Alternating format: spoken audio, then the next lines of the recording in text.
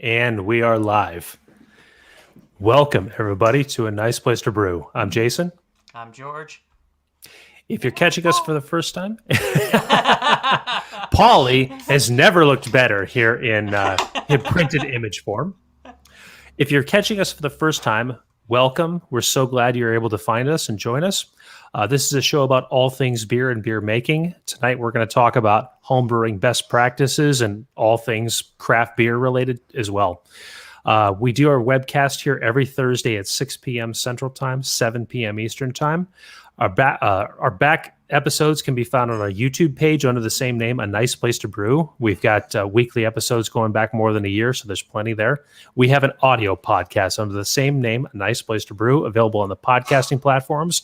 Our website is www.aniceplacetobrew.com, and our social media links are Nice Place to Brew and A Nice Place to Brew. All right. Formalities aside, welcome everybody. Now let's get to the important stuff. What is everybody drinking tonight? Well, I have something from a brewery called Midnight Brewery in Goochland. It is a watermelon lime Kolsch. And let's see if I can get some statistics on it. They do not have any. 5 point... Let's see what that says. 5.6% alcohol. And yeah, watermelon lime. So right on. That off. Yeah. And let's see. So what about yourself? So this is a homemade IPA, which I once called a hazy, but I obviously can't call it a hazy anymore because all the haze has fallen out. But I am quite proud as a home brewer to say that this is the last of a keg that started back in July. So I have an excuse to get back to work and make some more beer. So cheers to that. Yeah. What about you, Paulie? I'm drinking a... I can't even finish that. He wasn't here. I know he was. I'm sure he's drinking something Route 66 flavored. One would think. Yes. Okay. So for the next minute or so, I'm going to be talking directly to the listeners that are in the greater Chicagoland area. If you're not from Chicagoland, hopefully this gives you an excuse to travel out here. First of all, in event news, the Festival of Wood and Barrel Aged Beers is coming back to Chicagoland, and it was announced over the past week. It'll be taking place the second Friday and Saturday in November. I believe it's the 13th and 14th. It will be held at the UIC Pavilion, just outside of Chicago's downtown area. It's in a different building than it was in years past. Reason for this is, number one, they have more space. And second of all is this protects people for extra social distancing, having just more space. So it's great news that FOBAB is coming back. If any listeners have ever been there, they know that just how well worth the trip it is. It's awesome. So check it out. They have a website. They have social media links. Check out everything there. And I will be out there for at least one of the sessions. So I'll look forward to seeing our listeners out there, and I will make it known that A Nice Place to Brew will have some form of presence at FOBAB. Nice. Next piece of business is a very large brewery in the Chicagoland area unfortunately closed down in 2020 as a victim of the pandemic. And I'm talking about Hofbrauhaus, located in Rosemont, which was one of the largest breweries in the area in terms of the overall building size. So I learned this past week at a homebrewers event that one of the original brewers of Emmett's brew pub chain here in the Chicagoland area became the head brewer at Hofbrauhaus. It's quite a career climb, to say the least. Well, what has that brewer been doing since the closure? Well, they are working on doing upgrades to that existing system at that existing location, and they are aiming to reopen as Crust Brewing Company in the same building in December of this year. Okay. I'm sure it's going to be delicious. Hofbrauhaus always produced great beers. crust? Like, Yeah. unless their thing is going to be you get a piece of pie along with your beer, like, crust just evokes not good things. You're on the right track. It's not pie, it's pizza. Okay. All right. Okay. All right. That makes a little bit more sense. You coming around? Yeah. I just worried. It's like naming your beer like film brewery, you know? It's like you better be developing 35 millimeter there. You know? Exactly. Yeah. All right. So those interested in following this along, you can go to crustbrewingco.com. They have a menu available already on the website, so you know what to look forward to. And we look forward to great things from Crust Brewing Company once they open later this year. That's it. Okay. And gracing us with his presence, instead of just his cardboard printout, from Route 66 Old School Brewing in Wilmington, Illinois, please welcome Mr. Paulie Bidney. Still no audio? Hi, guys. Sorry about that. How are we doing? Good, man. We're getting welcome. some echo between the two. Oh, yeah. We are. Anyways, we do have a fourth person joining us tonight. Please welcome to A Nice Place to Brew, Ken. How are you, sir? Good. Good. Thank you so much for joining us. So Ken is here. Oh, it's great to have you. So Ken is here with us tonight to talk about something very special that happened within Route 66 over the past month. And Ken, of course, is the best person to talk about this for many reasons. Number one, because it was his first experience brewing beer. And second of all, is the background that brought him to the brewery for this specific event. So that's a lot of teasing right there. But Ken, why don't we go into the non-brewing facts? What kind of work do you do, and how did you find yourself in Route 66 for the first time? Well, I grew up in Wilmington, and then a friend of mine told me that the brewery was open, so like going to craft breweries. Came down here, liked it, and I pretty much haven't left. They haven't kicked me out yet either. And then they finally hired me, and they pay me to be here occasionally, so that's even better. But prior to that, I was a firefighter, and I worked for 23 years for a full-time department, and I've got about 30 years total in the fire service. And after leaving the fire department, I went to work for a company doing fire investigations. So I do investigations for insurance companies. Ah, okay. Okay. So when Paulie burns the place down for the insurance money, you'll know how you can do that so you won't get caught, right? Yeah. What? First of all, I won't get no money out of it. So go fuck yourself, George.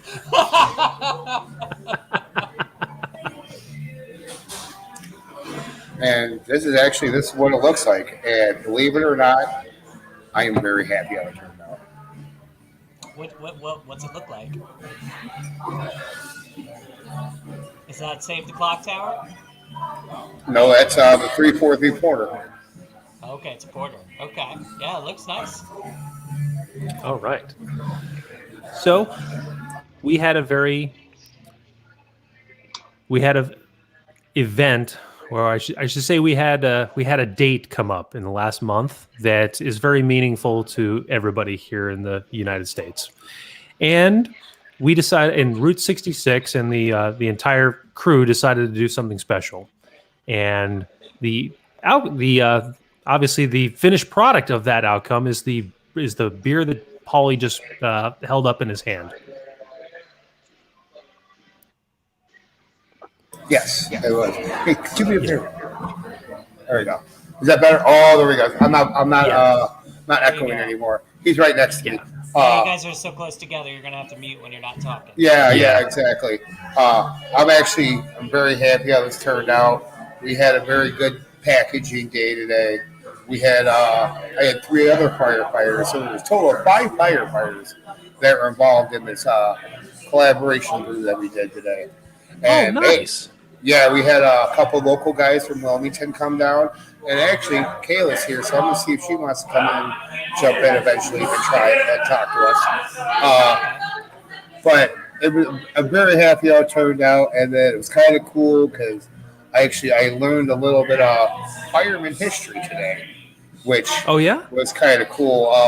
One of the firemen brought in his puppy, a little 2-year-old Dalmatian named Marshall. Of course He it was is. so cute. He like every time you go give him attention, he'd want to shake your hand and all that. He was actually really cute. So, Good boy.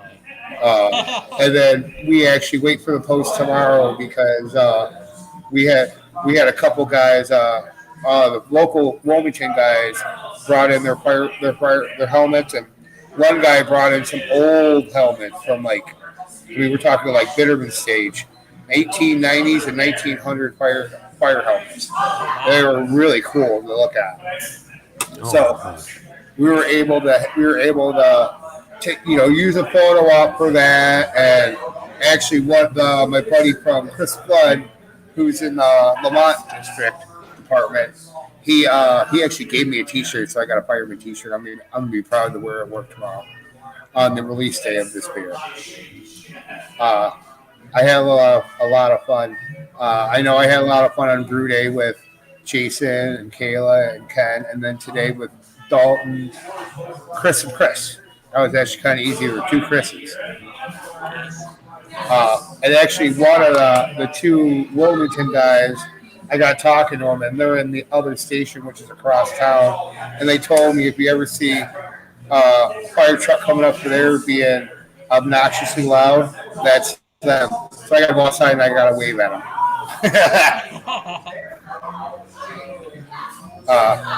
So it was a lot of fun. So I'm gonna switch it over to Ken and see what he thought about with. He's tried beer. He helped brew it, so we'll let him talk about it a little bit. I'm gonna see if Kayla wants to sit in for a little bit with us. So Ken, take it over. Well, this was my first time brewing, so no experience ever in brewing. A lot of interest, but it was way more than what I ever expected. It was a very long day. I guess I thought in my mind it's a couple hours to make a beer, and then you got to let it sit and age until you can drink it. But You're not wrong. it was a full It's just eight. Well, it was a full 8-hour day. There was a lot of waiting. Do one step, and then you got to wait for it to get up to temperature, and then you do the next step and wait. So a lot of waiting, but a lot of fun. Yeah, Well, good. it's not a little bit of work. That's for sure. No, And you then definitely keep you busy. That's for sure. Yes. Paulie's hey. talking about our next one being a veterans beer, and I'm also a veteran, so I look forward to the next one to brew. So All right. it was a lot of fun. So military and the fire service. Well, thank you very much for your service, and it's great to hear how this whole project came together. Yeah, it was a lot of fun. So Yeah. Are you okay? So have you sampled the product yet?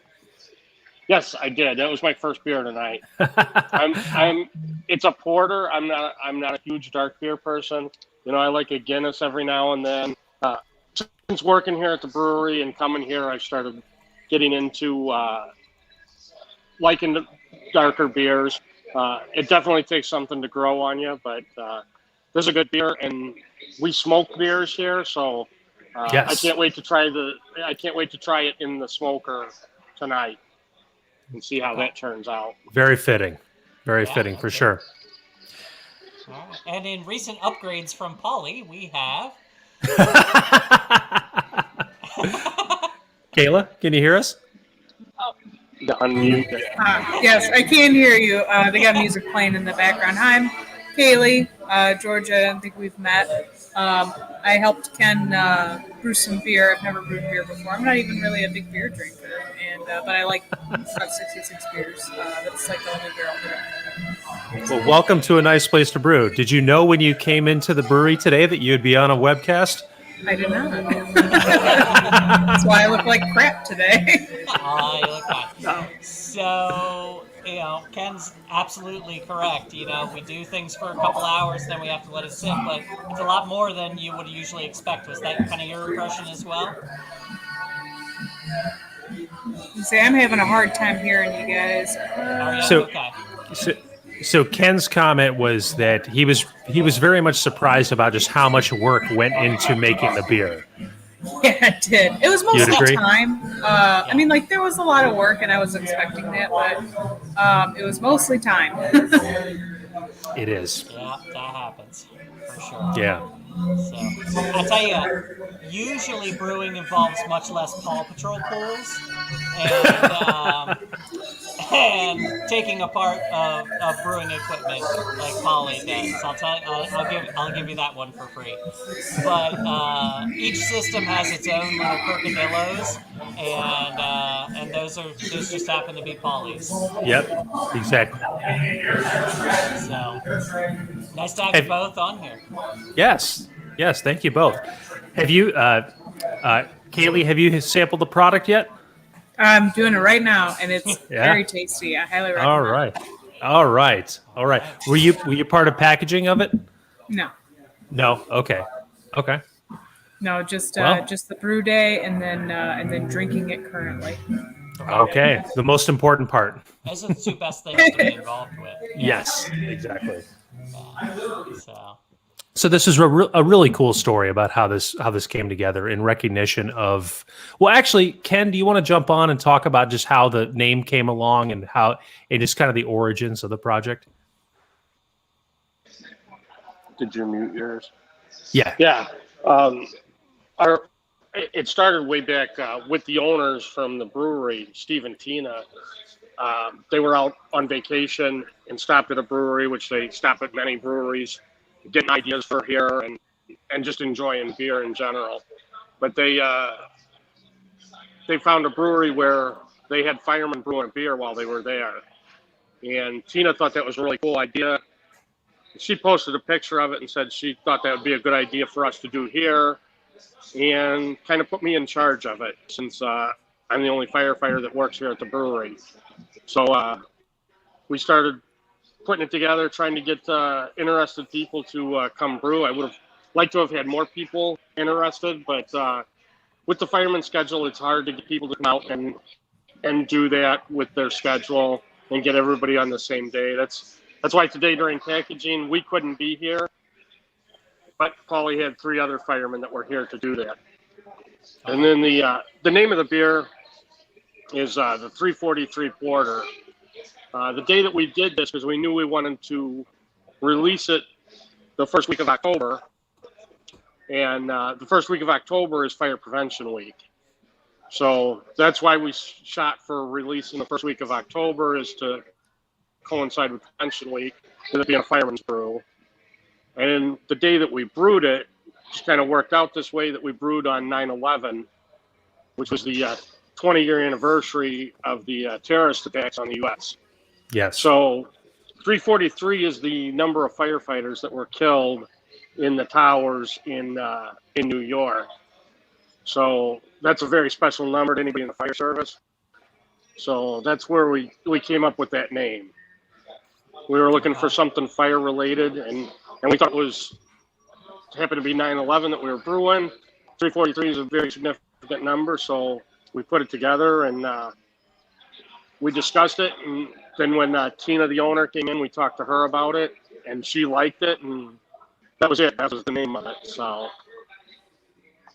Yeah. Nice. Well, I can't think of a more fitting name, just under the context of the whole project, and also obviously the timeline around it too. So Yeah. No, this is a really cool story, and honestly, everything about it is great. Just how it all came together. You both got to see what a brew day is like, and now you get to sample the finished product and say, "Hey, guess what? I made beer." Come on out to Route 66. Sampling the finished product. Absolutely. Yeah, especially when you had a hand in it. So, Ken, I was going to say this, and I apologize if this ends up being in bad taste, considering the firefighter connection. But I know that Route 66 has that smoker on the counter there, Mhm. and if you get a Yes. chance, porters take very well to smoke. Yes. So Yes. if you were to put that porter in there and do that smoker thing and add a little bit of that smoke character, then that would be that would take very well to that. Oh yeah, I can't. I had the first one when I got here, and it was very good. And the first thing I said is the next one will be in the smoker because I Okay. like the smoked beers, and you're right. The dark beers are the better beers than the smokers, the porters and the stouts. Yeah. Yeah, I don't know what it is. I find that porters specifically take really well to smoke. So, yeah. So on a lighter note, I did learn something myself during the brew day to make this beer, and it came from Kaylee actually, and who did remind me that the 24-hour fireman shift is still very much a thing. So And it's still the best way to have it, personally. so yeah, so the life of somebody who works in a firehouse is very unique in that regard, because a full week's is or a full working week is 2 full days essentially. Is that correct? Yeah. So it's kind of like every day's a Friday. So you don't do them back to back, obviously. You'll do one day, have a couple days in the middle, and then do another one? Or... So some fire departments do that. Mostly it's 24/48. Other places are 48 and then offer 4 days. I can't compute it right now because I've had half a beer. But which is also what I've heard is a really awesome schedule. A lot of fire departments have tried to go to like 12s, and the guys hate it. Okay. But like tomorrow, I'm working a 48, so I'm working my regular shift, and then I'm on either a trade or I get overtime and stuff like that. So, and it's pretty sweet, and I don't know how people do 8-hour days. Neither do I, and I do them. So... Oh man, so okay, yeah, that so the whole like having a bunk inside the firehouse, that's still a thing, and okay, all right. All the ones around here are kind of more volunteer fire service. So they Okay. do that a lot. They just like if they need them, they all swarm to a location kind of thing and meet the engine.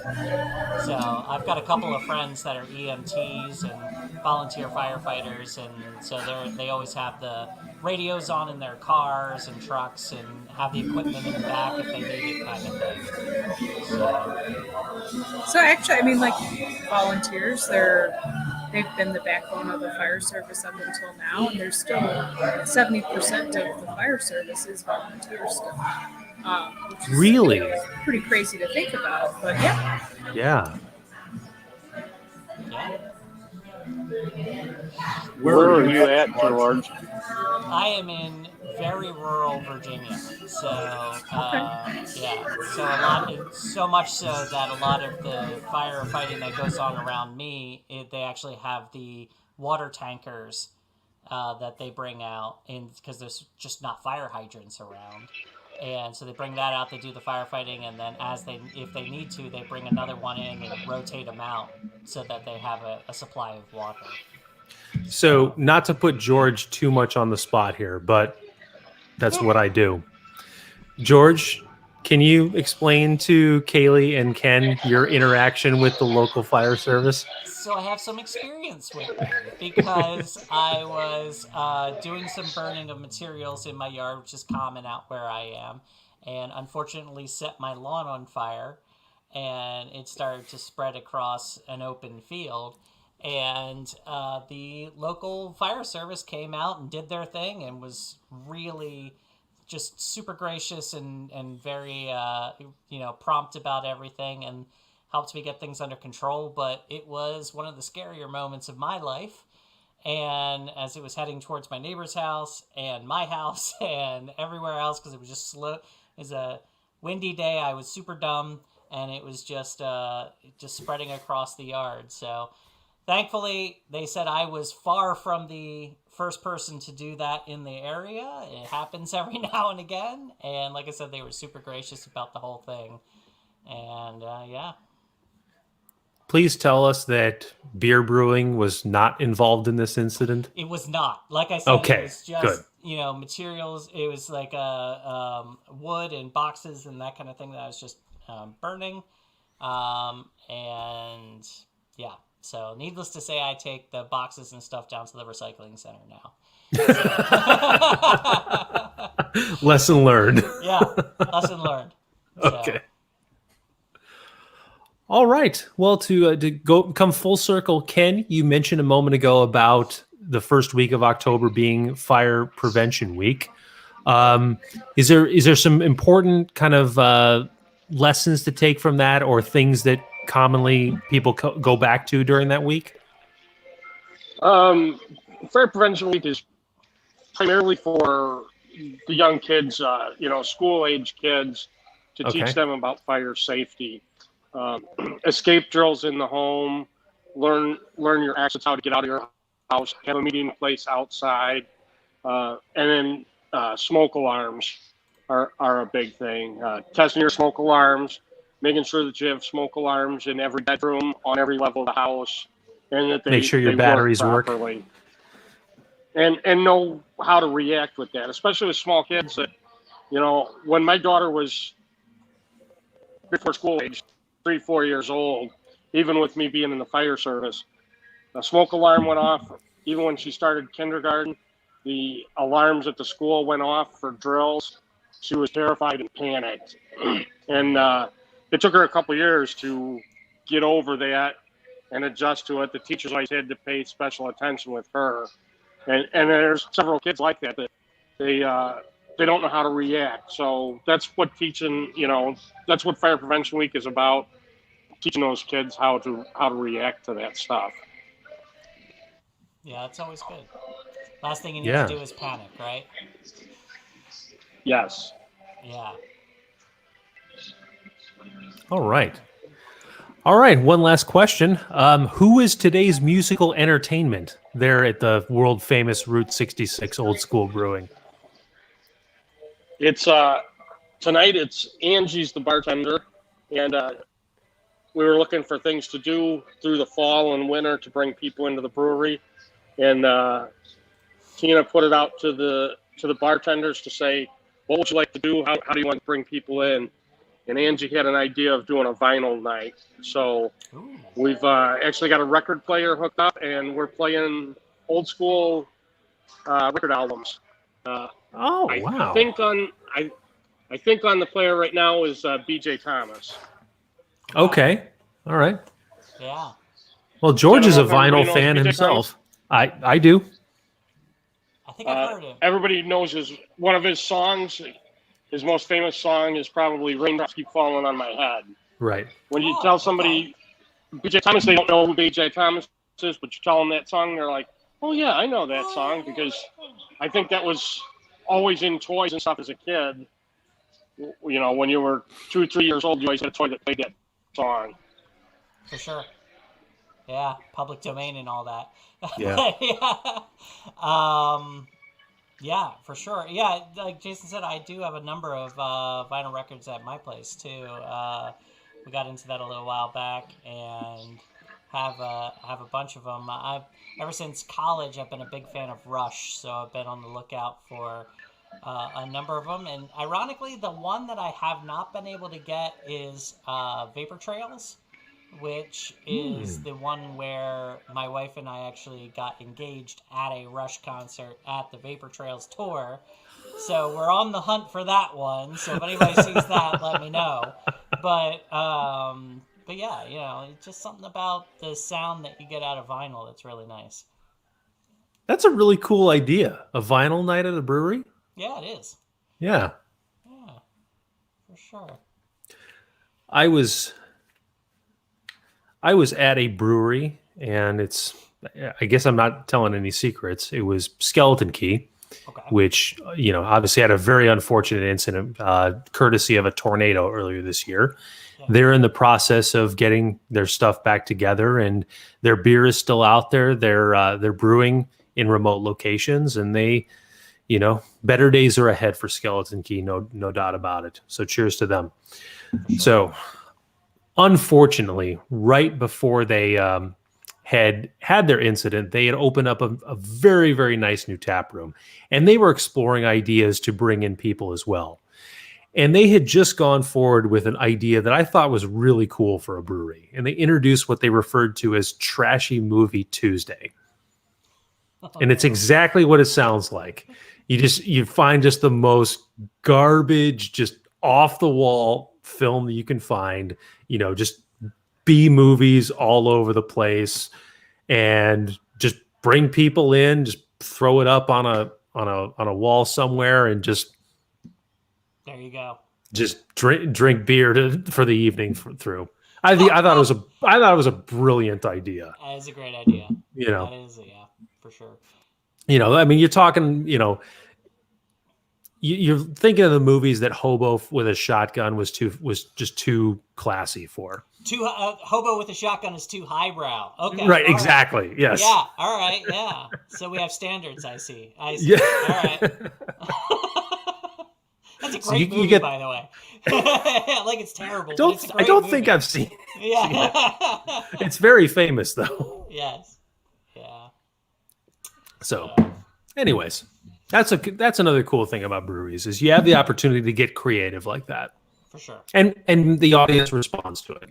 So speaking of being creative at a brewery, we went down to Newport News, which is just outside of Wilmington, Virginia, where we went with Jason when he was down, and went to a couple breweries down there for my birthday last week.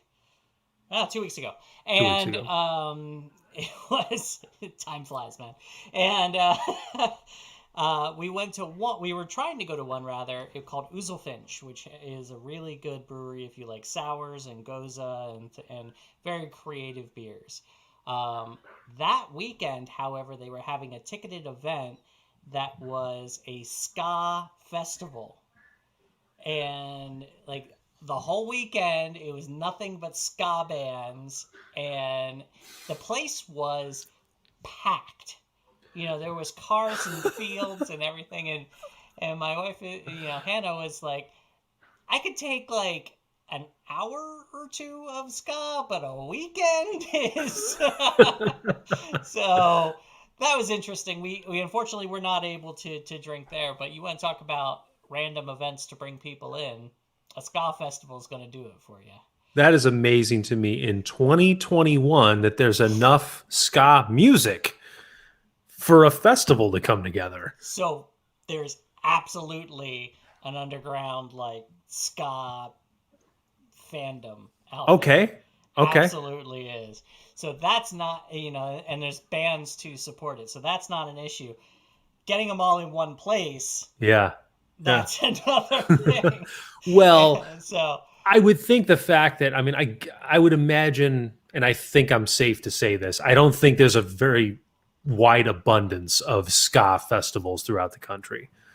So I think this probably called out to a pretty wide audience. You're probably safe to say that. Yes. Yeah, exactly. So I love that though. That's awesome. Mm-hmm. Yeah, and I'm on the same page with you.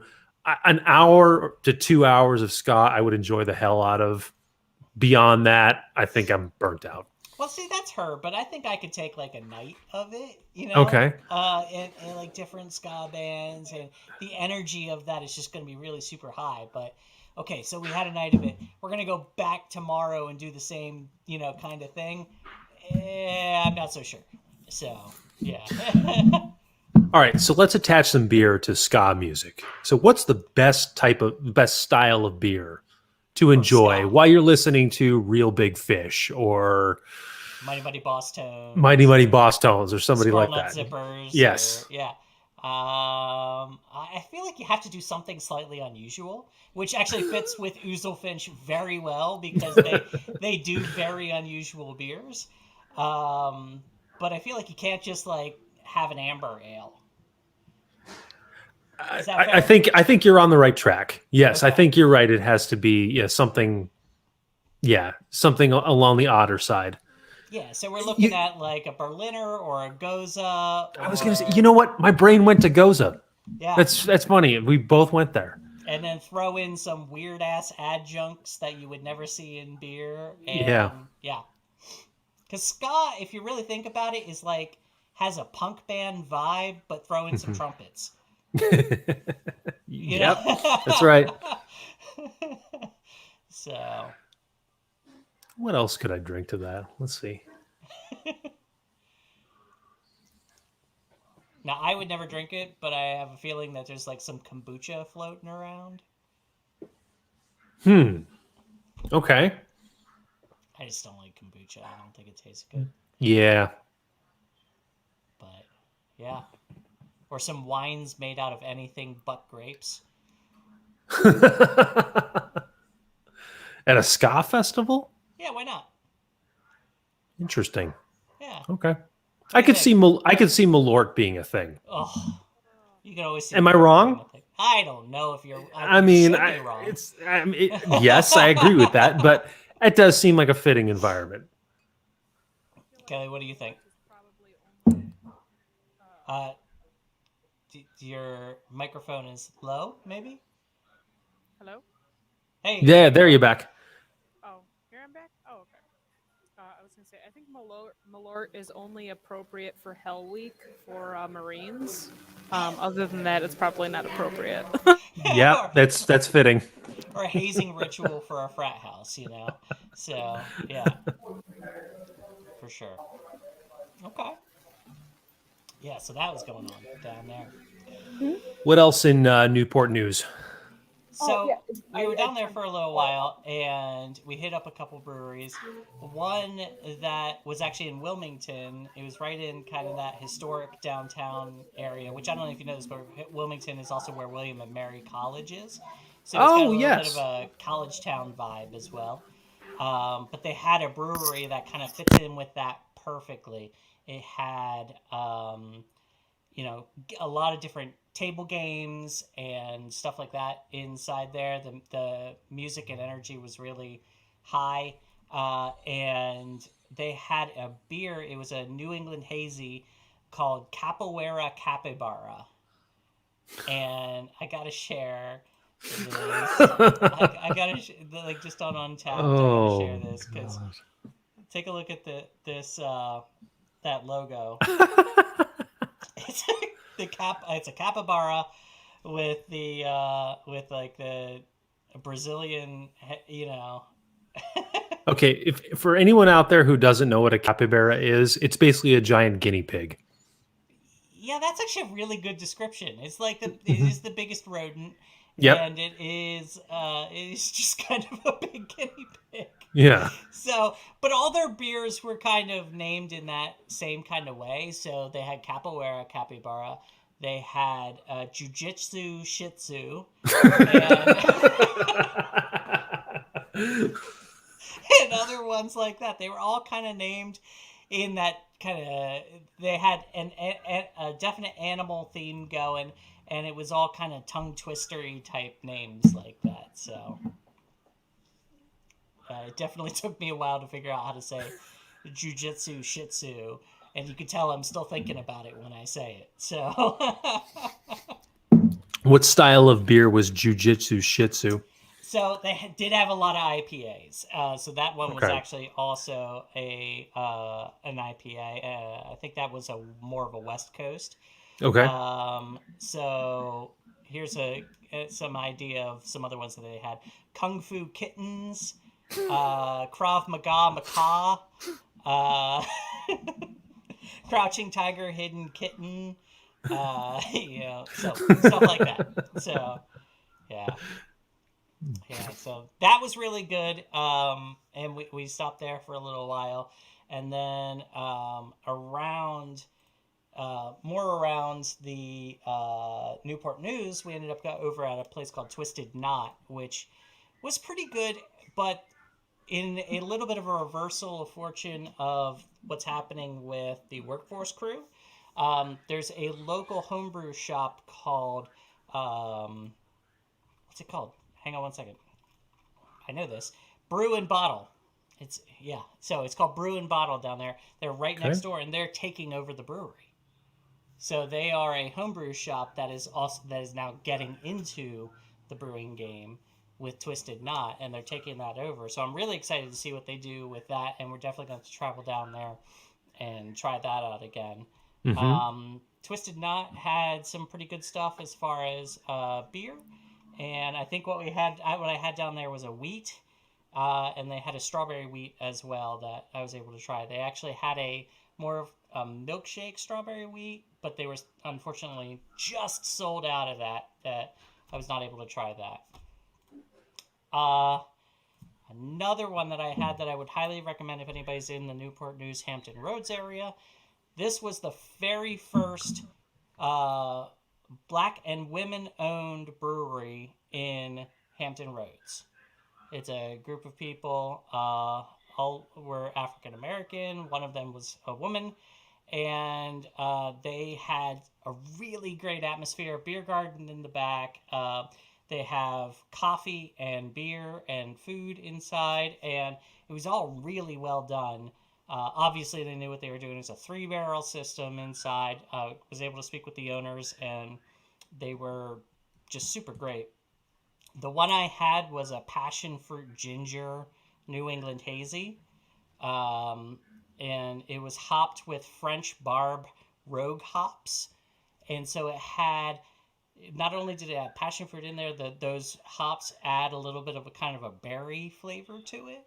So it was very nice and light and hazy. You got that hazy character, plus you get the fruity character. All in all, super refreshing, and highly recommend that. Nice. Yeah. I've not been to any of the Hampton Roads breweries. When I lived in Newport News for a year and a half, and I spent about 3.5 years out in Hampton Roads itself. One of them that's on my bucket list to go to is the Finn Brew Line down in Virginia Beach. It's supposed to be right on the beach, and I believe it's a police officer-owned brewery. Okay. And they do a lot of beers for police, fire, and veterans down there. So that's on my bucket list to go check that place out. Cool. Hey, George, one question about the description you gave. You said you went to the first black and woman-owned brewery in Hampton Roads. Yeah, which is an area that has a number of breweries in that. Okay. Area. Okay, So, got it. They Hampton Roads is very supportive of their minority-owned businesses and everything. Okay. And so that there was a lot of news and press around that when that first opened. And to be honest,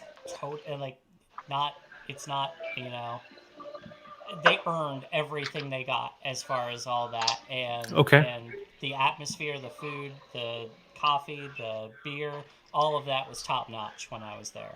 Nice. Okay. So a solid trip then. Absolutely. Nice. Plus, add golf on top of that. And yeah. Good weekend. All right. Very cool. Paulie has once again graced us with his presence. Hey man, I'm letting the brewers talk today on a nice place to brew. I was there just you go. Teacher. I was just here helping these guys. So looks well, like Ken's going to get another beer. Right on. Hey Ken, iPhone. Sorry, he needed a charger. Why does hold on? Why does Ken's shirt has Iowa on it. Is that right? Yes. It looks like Iowa, yeah. Okay. Iowa craft beer scene. Is that what it's signifying? Okay. It's one specific one. Okay, got it. Why is I the think it AF? is, Why is the AF a different color on that? Is there a reason for that?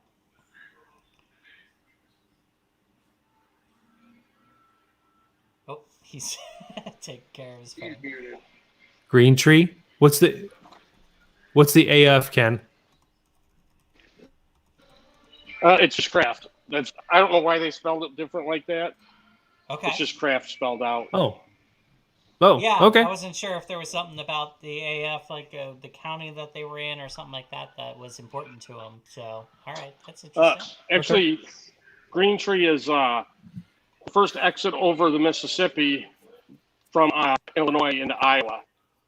It's in LeClaire, Iowa, LeClaire. and a lot of people have heard of LeClaire and not heard of LeClaire at the same time.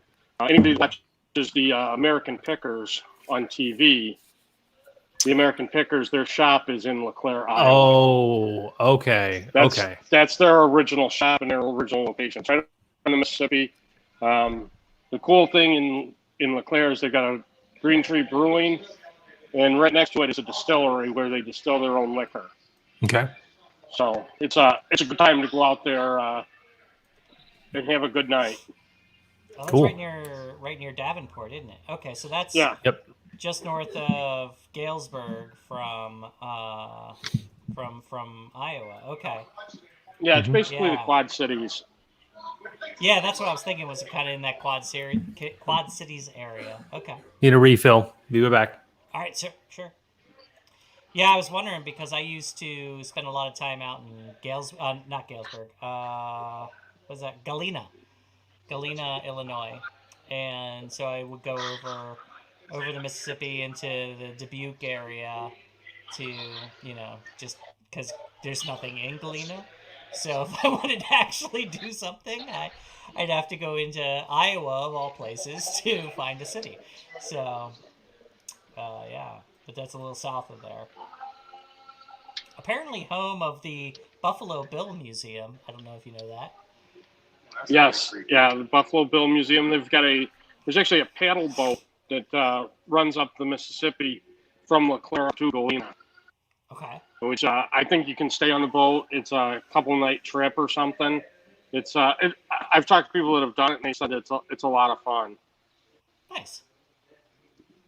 All right. So, Polly, you got anything new coming up at Route 66 beer wise? Well, besides we got the 343 that came out today.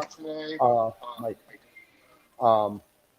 I filled up a barrel of a local barrel from a distillery in DeKalb, Illinois, Whiskey Acres. They put their pothole stout in there. I got a Maybach coming. I got the hell's it missing? Oh, what is it? I forgot. What's in you? Oh, I did one of my original homebrew recipes a couple weeks ago. Okay. It's going to be a red IPA. I brewed it with Brian, my original homebrew partner, and that's going to be a lot of fun. And Ken's going to the bar. Oh, Yeah, he's he is. smoking a beer. Oh, they're together. Oh, hi, guys.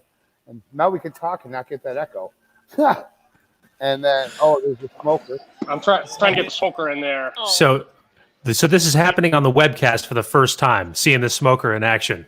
Can you Yes. flip the camera? Yes, we can.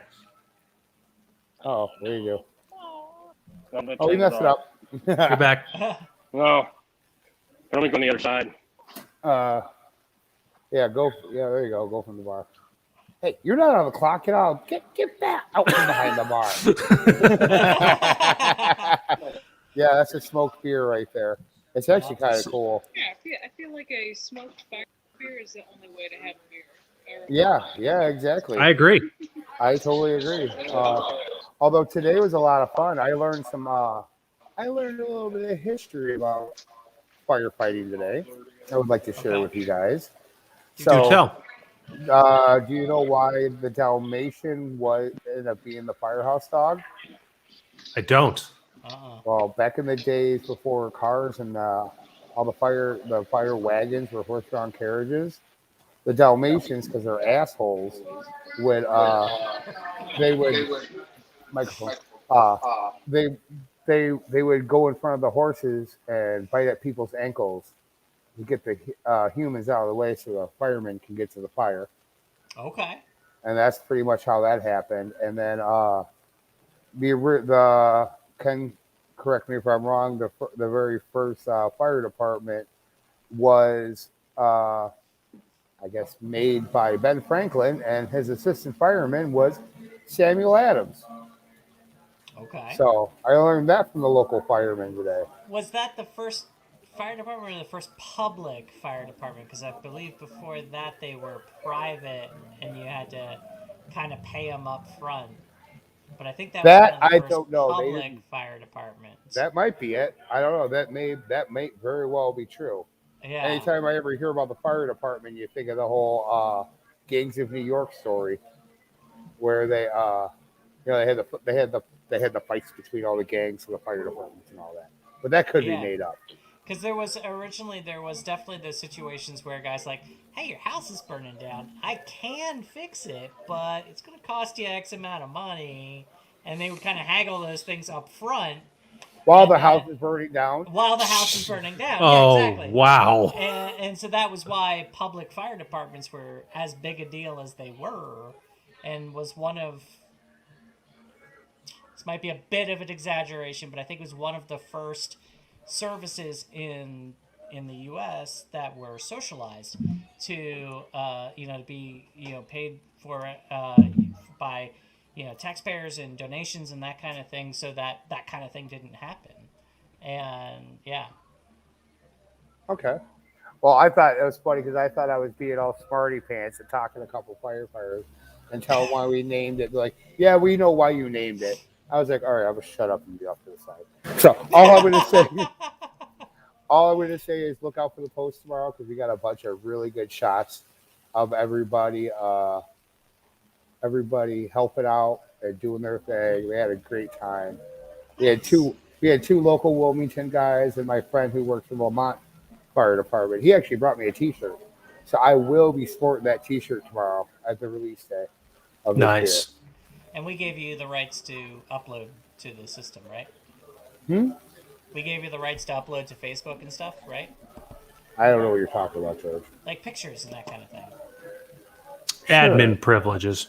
Yeah. Oh yeah, I could. I Oh, thought so. Okay. you did. That's why I got. I think so. Stuff. No, yeah, that's how I get all the cool stuff on the sidebar and everything now. Yeah. Okay, there you go. All that, yeah. All right, I'll go ahead and I'll once we make that post, once the brewery makes that post, I'll go ahead and I'll share it as a nice place to brew. Please Great. do. Yeah. I will. And then like when I over Ken talking about the veteran thing, and Jason, you've been voluntold that you're going to be a part of the brew day. I taught you that term, didn't I? No, actually, I didn't? my mistake taught me that term. Oh, okay. All right. That's a term that comes up quite frequently at work, being voluntold. Oh Yep. yeah. I know that one well. All right. Just send me a date. I'll plan around it. Yeah, well, we're waiting on delivery of the hops right now. Okay. It was kind of funny because last week, as a matter of fact, I was on the phone with one of my vendors, my girl Ashley from Country Malt. She's been really good to the brewery, and I've actually become really good friends with her. We were talking about a couple things because, like, the Pink Boots Society blend just got released a couple weeks ago. So in March or something, we're going to be doing that again. And then I thought about this Veterans blend because that's what we used when Jason and I brewed over at Blue Island for the Holiday Road. Right. That was one of the blends that we used. So it's kind of funny because I'm talking to my rep and I'm talking to her. I'm like, hey, because I'm at the point now where whenever I talk to her, I'm like, hey, do me a favor. We're going to start an ongoing list of stuff that I need, and I'll tell you when I need it. Either it'll get picked up or deliver it. And so I was on the phone with her, and we're just BS. I'm like, I had to ask you something. I completely forgot. Like, she's like, it happens to me all the time. And then all of a sudden, it dawned on me right when I was getting ready to get off the phone with her. it was that veterans one. I asked her about it. She's like, "Oh, I know that's coming up soon. I don't know when it is."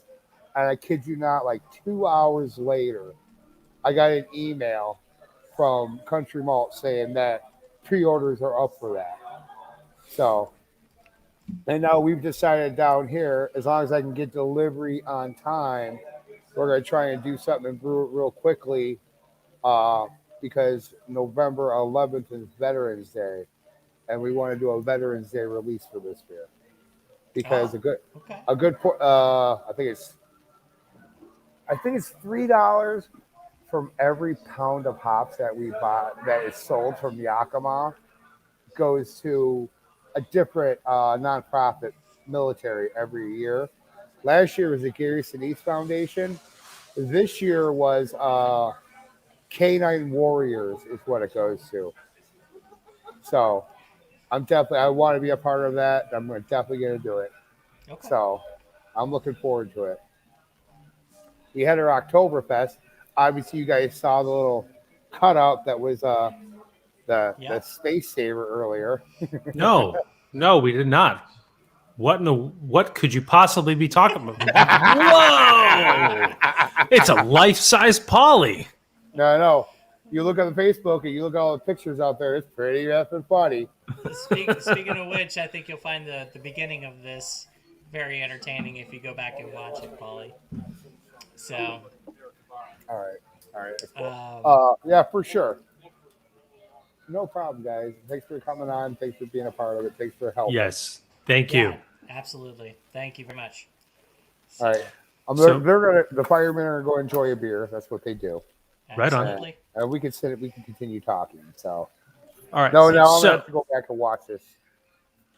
So, Polly, you promised us stories about this Oktoberfest weekend, this past weekend. Oh yeah. All right, let's go.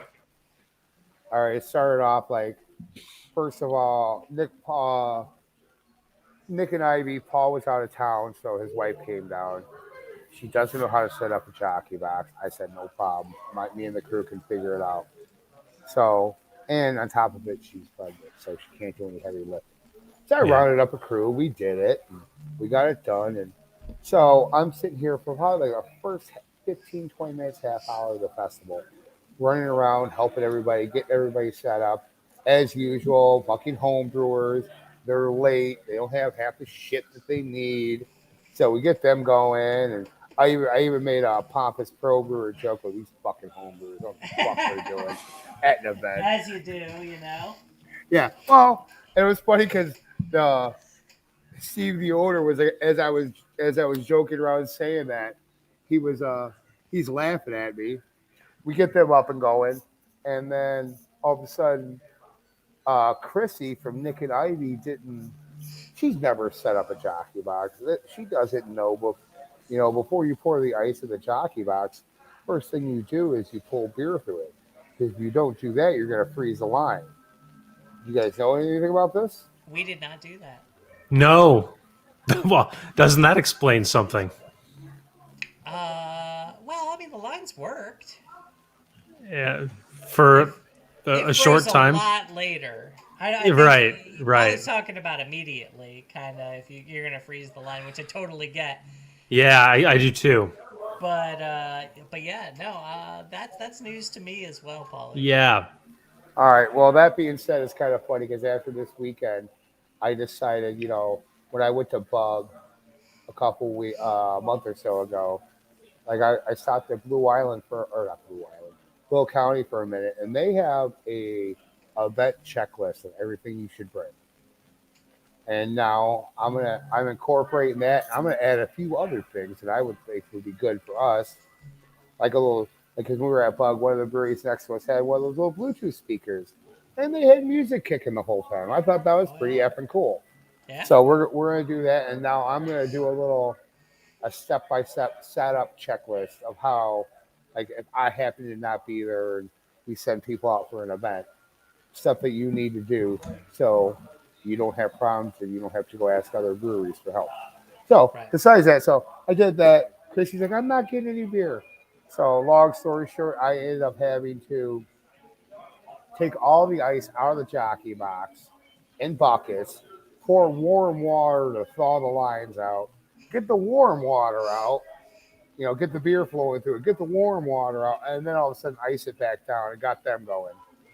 And then that was one thing. It was kind of funny because I was a little frustrated, and so then I walk off. I have a cigarette by myself and kind of get myself ready. And then all of a sudden, here we are during the event, and I'm pouring beer because Will County and Elder couldn't be there because there was another event in Joliet that they had to be at, and everyone's short-staffed. You can't be doing that. I understand, especially nowadays.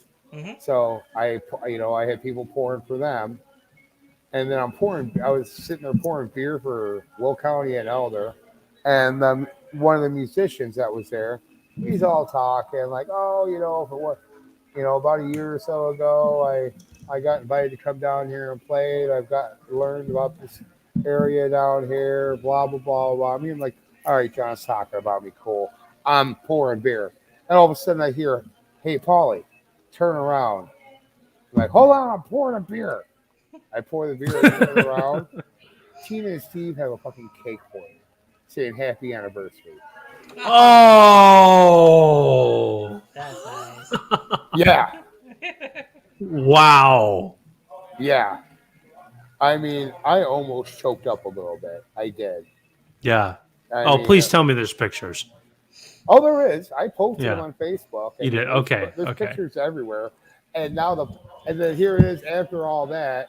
I know, Jason, you haven't met him yet, but you know of him. The guy in the space next door to us, the printer guy. Yeah. We got the stickers of Polly with this cutout that you guys saw behind me. Mm-hmm.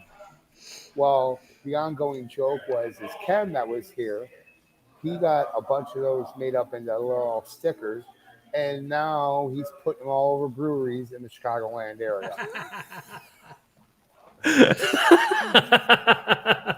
So here I am. It's about an hour and a half left of the event. I'm running around, trying to help people out, talking to people, trying to be social with all the other breweries and everything. And here comes Chris with this fucking cutout right here. They put it up behind our booth. I got regulars over there picking my nose. One of the bartenders acting like she's trying to fight me. You look at the JBG Social Club, there's pictures of Summer Promise giving me a kiss on the cheek. Freaking Kevin Promise tweaking my nipples. Yep. Oh, Bruce, what can you do? What can you do? I'm just gonna roll with it. I mean, come Yeah. on. This is turned out to be a lot of fun, to be honest with you. I mean, I've had nothing but fun with this. Oh. So I'm yeah, pouring a beer. yeah, poured a beer. Leave me alone.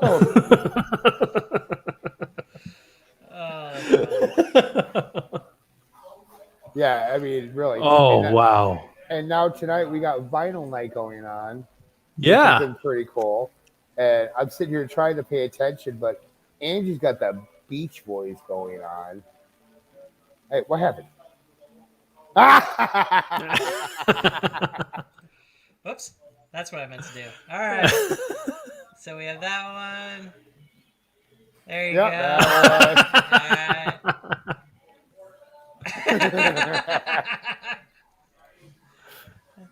All right. I gotta tell you, like, if this isn't a ringing endorsement for your printing guy next door, I don't know what is. I know, right? Look how sharp that image is. Yeah, and that was taken from a camera phone. Yeah. The fact that he was able to blow that up that big. Well, the machine that he's got going on over there, it's it. Yeah. I think business is going to be good for him in the future. I hope so. Well, it's kind of funny because Kevin already texted me today. Kevin promised we're going to get some more JBG stickers printed up from him. Nice. Yeah. Well, we're due. Yeah. Well, and you know what? Even though I did like the candy guy, but this guy, he's a much better fit in this plaza that we have going on down here. For sure. I mean, we got a cool thing going on down here on this island. I mean, Jason and George, you both have seen it, so. Yep. Yeah, we got And- the world tour of that little area there. We did. And then we went. Oh, they're smoking beers that smell good. Got hickory smoke going on. Yeah. I might have to go get myself a smoked beer here too. That might Yeah. be a thing. Go for it. Yeah. But, What's a more fitting beer to have through a smoker than the porter we made? You know, I mean, exactly? Sorry, I had to Yeah. talk. No, it's all good. Yeah, but no, I completely agree. There's nothing more fitting than that. Yeah. And then just everything that happened today, it was so cool. I almost got choked up a couple times just being a part of it, having my friends come out. And when I told the Wilmington guys I got a T-shirt, they're going to get me a T-shirt so I can have a Wilmington Fire Department T-shirt. Nice. So it's looking like the 343 Porter is going to be an ongoing thing there, Jason. So mark your calendars every year. I'm It might in. not be on September 11th every year, but Just be the Saturday around it. But yeah, count me in. Absolutely. hi. hi. Does the wife want to see the cutout? Oh yeah, The picture? Polly, pull it. Yeah. This is when I turned Yeah. it on. Polly's camera just showed this picture.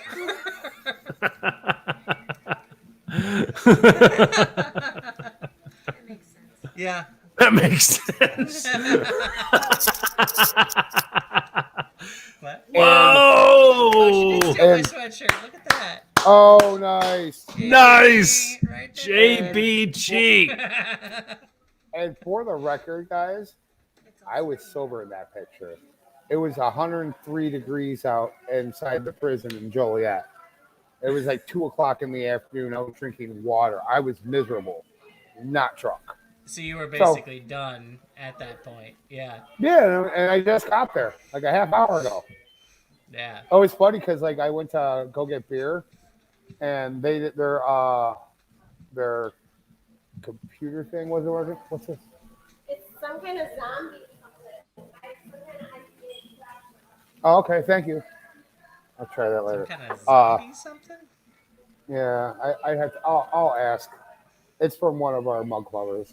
He comes in all the time with Is it a zombie beer dust for- clone or something? No, it's not a zombie dust clone. It was a package thing. Hold on, I'm gonna yell at it.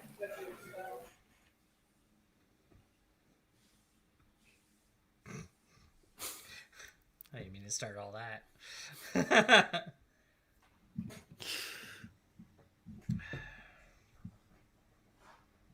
If we only knew what was being said. I know. If only I could read lips. We could do bad, like, you ever watch those bad lip syncing? Oh, Oh, like God, no. the dubbing. Bad lip. No, bad lip reading is what I meant. So people just like All right, this take a is video where a. they can't see the audio or they can't hear the audio and they try to overdub based on what they're reading on somebody's lips. It's hilarious. I've seen those. Oh. And those are actually really funny. I have not so- seen those, but I feel like this is a rabbit hole that's coming.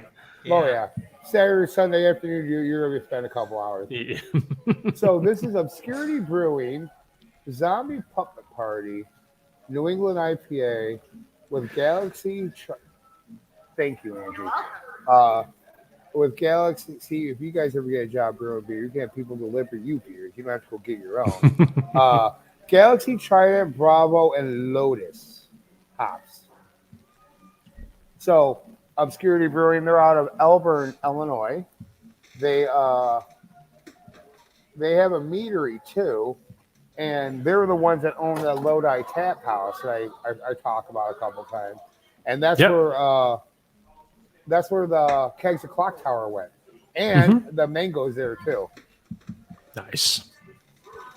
So, like I said, maybe keep an eye out on their website there, Jason, because when Clock Tower comes on, you're gonna have to go on a date night or date afternoon down there because there's one in Maple Park. Well, Oh, I kitty. He's our new brew cat.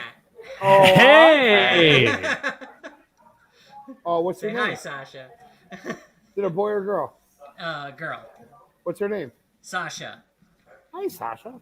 Yeah, she's mad that I picked her up. Yeah, she's mad. So, She's a brew cat. It's the first time she's been called such. well, she's not allowed out in the brewery because I don't know what she'll Yeah, do. well. But yeah. So what other stories do I have? Oh, I got another story for you. So it's Obscurity Brewing, because they have a distributor. This is one thing I learned. Another thing with like when you're trying to put on an event, and not every brewery self-distributes. Now you have to deal with distributors. Mm-hmm. So like Migraine, Obscurity both went through their distributors. Well, I was okay with that. And then here I am all of a sudden, I'm waiting on Obscurity's keg to get delivered, right? And the rep from Obscurity, I have his phone number, we were talking. I was there all goddamn day and waiting for deliveries because I brewed on Thursday. And then all of a sudden I happen to text the guy. I'm like, hey, the keg ever getting delivered? He's like, it was delivered. I'm like, not here. I was here all day. So he calls. He's like, oh, it got delivered to blah, blah, blah. Do you know what that is? It was at Route 66 Bar and Grill on the other side of the water. I was like, yeah, I'm actually looking at that place. He's like, could you figure out a way to get over there and get it? I'm like, otherwise we won't have anything. I'm like, yeah, I'll get over there. So I walk my happy ass over there. I go in. I'm like, here, I think you got my keg. And I think the driver got his ass chewed because he's on the phone with the bar as I'm there. Because one of the regulars was like, hey, if it's there, just call me. We'll come pick it up. I'm like, all right, cool. And so not even 5 minutes after we figure out, he gives me the paperwork and everything. And then the driver calls and the bartender's like, yeah, he's here and he's pissed. I'm like, wait a minute, I'm not really angry about it. I'm annoyed. At least it was in the same town. It wasn't like I had to go to, Braidwood or Coal City or Dwight to get my keg that was supposed to be delivered to my brewery on a Friday. Right. So besides that minor hiccup, everything went well. I mean, I wish we would have had more people here. I mean, we had an okay amount of people here, but when you think about it, every township around us had something going on.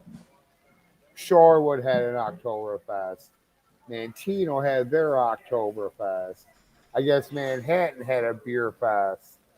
Joliet had a beer fest.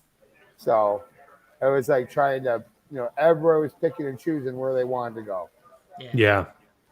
So I think it went well. I did reach out to a few of the breweries, and we did decide that if we decide to do this again next year, we're all going to sit down in, like, let's say Chicago Street, somewhere in the middle of everybody, and we can figure out how we could do this. So, we can get everybody's crowd at everybody's place. Right. Because everywhere's within a half hour of each other. Yeah. There's no reason why we all can't go to everybody else's event. Because if somebody goes to my, if I got a brewery at my event, you're damn right. I'm gonna go up there to their event, and I'm gonna want my patrons to go up there too. Sure. It's called spread the wealth, And the DJs Beach Boys are rocking right now. They got some good songs, man. They do. Yeah. They get a rap for, like, I don't know, but they got some good songs. Yeah. Well, that whole Pet Sounds album is a classic. Yeah. Yeah. So. I'm sure that's probably what they're turning right now too. So. Hey, if you have some CCR, man, put that on. Oh, good call. Oh yeah, no, Good we call. don't have it. Now we're telling everybody to bring vinyl in today. Oh and wow. I kind of dropped the ball on that situation. Yeah. All right, somebody get on that. Yeah, There has to be a CCR vinyl somewhere in Wilmington that can come by. CCR and what I think is arguably the best album ever made, Rumors by Fleetwood Mac. Very good. That both is a very good on one. vinyl. And you know what? I like a lot of the B-side albums from Chicago because they get in those deep, like, they get in those deep, like, jazzy jams and all that. I'm a That's jam true. guy. I like a lot of music, Yeah. Even though the Beach Boys are rocking, don't get me wrong. I'm just For those kind of jam ones where you can just kind of zone out to them for a while, I like Electric Light Orchestra. ooh, ELO. Yeah, I like them. I can agree with you on that one. I could get behind some ELO. Yeah. For sure. All right, fellas. That shit ain't too bad. Do we want to wrap up? Let's do it. Let's do it. I gotta get out of here. I've been here all day. All right. Thank you so much for joining us. We'll be back here next Thursday, October 7th at 6 p.m. Central Time, 7 p.m. Eastern Time. Hard to believe it's the last day of September right now. October is right upon us. Tomorrow. Yeah, exactly. So our audio podcast is available under the same name, A Nice Place to Brew. Check out our YouTube page for all of our past webcast episodes. Our website is www.aniceplacetobrew.com, and check us out on social media as A Nice Place to Brew and Nice Place to Brew.